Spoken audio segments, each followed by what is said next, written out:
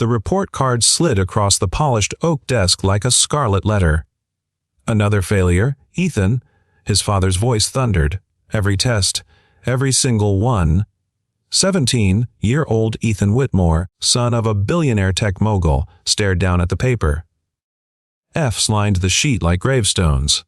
He wanted to defend himself, to explain that numbers and formulas danced in his head like foreign languages, but his throat tightened. His father's cold eyes had no room for excuses. "You have every resource money can buy." "Mr. Whitmore snapped.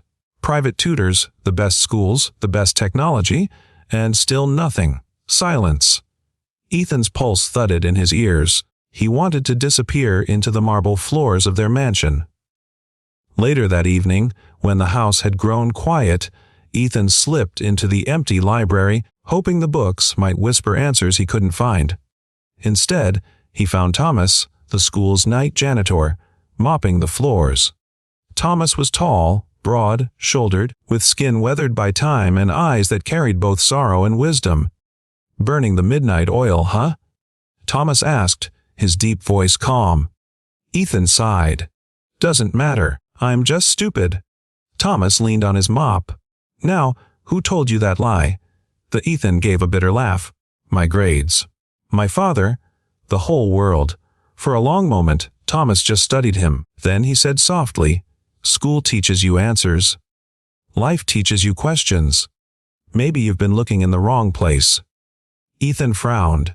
"What's that supposed to mean?" Thomas set aside the mop, pulled up a chair, and lowered his voice like he was sharing a secret. "Back when I was your age, I couldn't read. Everyone laughed. Teachers gave up. But one man, an old mechanic in my neighborhood, he told me, 'Son, stop trying to remember every word.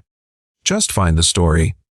Once I saw stories instead of words, I could read anything. That's the secret. Find the story." Ethan blinked. "The story." Thomas nodded.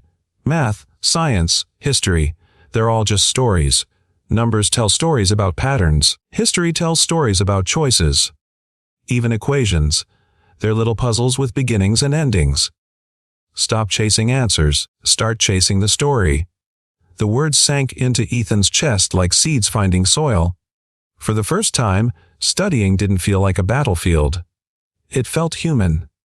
Over the next weeks, Ethan began sneaking into the library at night. Thomas became his secret teacher. They turned math problems into basketball scores, chemistry formulas into recipes, history dates into scenes of a movie. Ethan laughed more than he ever had with a tutor. One day, during an exam, Ethan stared at a problem about velocity. Normally, his mind would freeze. But then he remembered Thomas tossing a basketball, explaining how speed and distance were just the story of a ball flying through air. Ethan smiled, picked up his pen, and wrote. For the first time, the answers flowed. Weeks later, his father opened a report card that didn't bleed with failure. B's. Even an A. Mr. Whitmore's brows furrowed. How did this happen? Ethan thought of Thomas, the man who mopped floors while carrying wisdom richer than gold. He wanted to shout the truth, to tell his father that a janitor had given him what money never could. Instead, he just smiled. Someone taught me a secret, he said quietly.